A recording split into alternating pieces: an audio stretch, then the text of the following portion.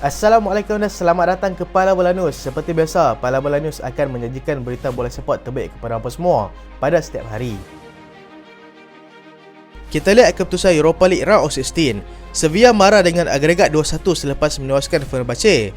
Feyenoord berpesta gol untuk menewaskan Shakhtar Donetsk secara agregat 8-2. Juventus menewaskan pasukan Freiburg 2-0 untuk marah dengan agregat 3-0. Manchester United berjaya marah selepas menang 1-0 ke atas pasukan Real Betis dengan agregat 5-1. Arsenal gagal untuk marah selepas tewas 5-3 kepada Sporting melalui penonton sepakan penalti. Bayer Leverkusen marah selepas menewaskan Ferencvaros melalui agregat 4-0. AS Roma marah walaupun seri tanpa jaringan dengan pasukan Real Sociedad tetapi ditentukan oleh agregat 2-0. Union Saint-Gilloise mengejutkan pasukan Union Berlin dengan menewaskan mereka secara agregat 6-3. AFC Conference League, West Ham berjaya ke peringkat seterusnya selepas menewaskan AEK Larnaca 6-0 secara agregat. Kita singgah sebentar untuk aksi bola sepak tempatan. Bersen dan Velasquez kembali ke dalam skuad. Dua bintang JDT, Bersen dan juga Leandro Velasquez, kembali memperkuatkan pasukan menjelang perlawanan di antara JDT dan juga pasukan Selangor yang akan berlangsung nanti. Mereka kini sudah memenangi kesemua 4 perlawanan pertama walaupun ketiadaan dua pemain penting ini.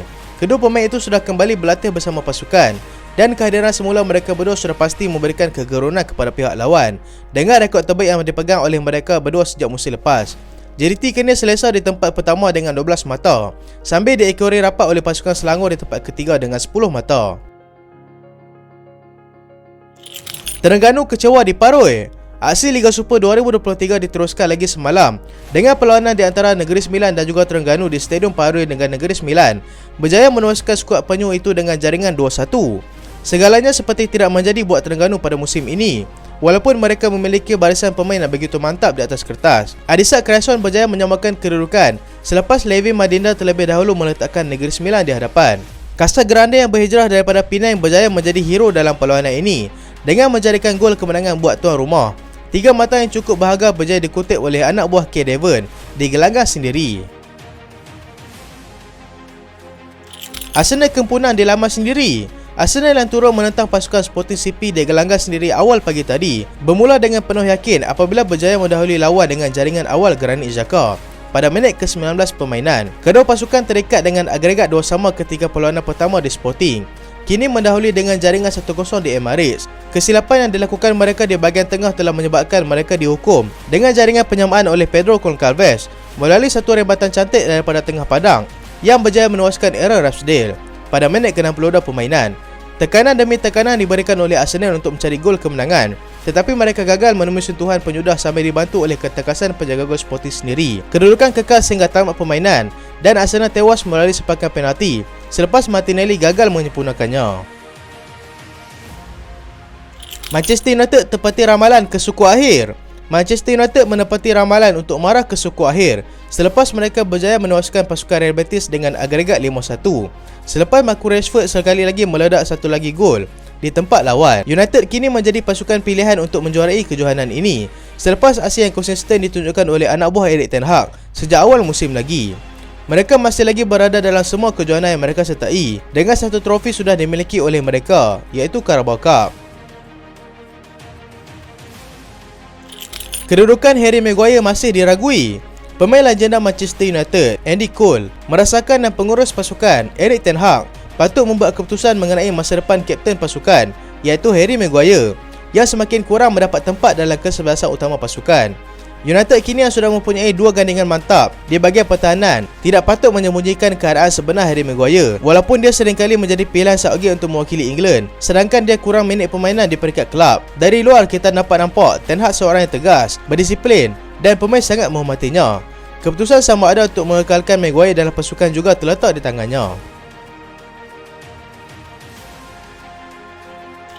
Julian Alvarez akan kekal di Man City sehingga 2028. Satu perjanjian baru sudah dipersetujui oleh kedua belah pihak di mana penyerang daripada Argentina, Julian Alvarez, akan terus kekal bersama kelab itu sehingga 2028 nanti. Perkara ini telah disahkan sendiri oleh Zeki Bergiristein yang merupakan Director of Football di Manchester City sekaligus menafikan segala spekulasi yang berkaitan dengan pemain tersebut.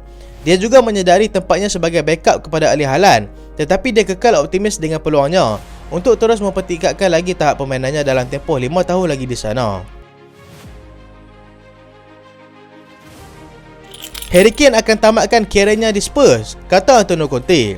Pengurus pasukan Spurs, Antonio Conte, mahu Spurs mengekalkan penyerang mereka, iaitu Harry Kane, sehingga tamat kerjanya di sana. Conte yang masih belum pasti masa depannya sendiri bersama dengan pasukan itu, tidak mahu mereka kehilangan penyerang prolific yang akan tamat tempoh kontrak pada musim hadapan.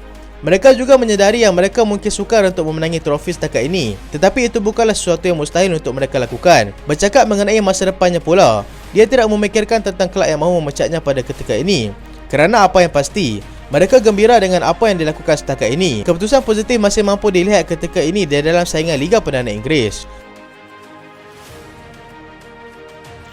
Gavi mahu terus kekal di Barcelona. Bintang muda Barcelona, Gavi sudah menyatakan hasratnya untuk terus kekal di Barcelona, walaupun menyedari yang dia berkemungkinan besar terpaksa meninggalkan kelab itu secara percuma pada hujung musim nanti. Barcelona masih gagal untuk mendaftarkan pemain itu secara rasmi, walaupun perjanjian baru sudah dipersetujui pada September 2022 dengan release clause pemain itu bernilai 1 bilion euro. Mereka masih lagi dibelenggu dengan masalah kewangan, dan kegagalan mereka untuk membuat rayuan kepada mahkamah menyebabkan mereka terpaksa melepaskan Gavi yang kini berada di bawah kontrak pemain muda lagi.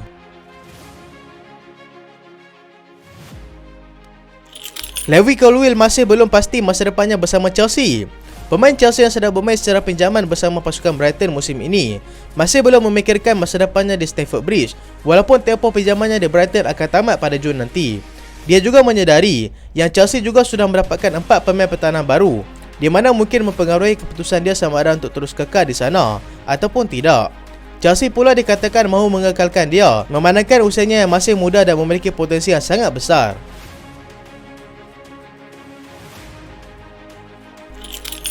Karim Benzema setuju dengan kontrak baru dengan Real Madrid. Penyerang Real Madrid yang berusia 35 tahun, Karim Benzema dilaporkan sudah pun bersetuju dengan tawaran kontrak baru yang diberikan Real Madrid kepadanya. Benzema yang akan tamat kontrak pada Jun nanti. Carlo Ancelotti adalah individu yang paling berkeras untuk mengekalkan Benzema di sana, selepas musim yang sangat cemerlang ditunjukkan oleh Benzema setakat ini.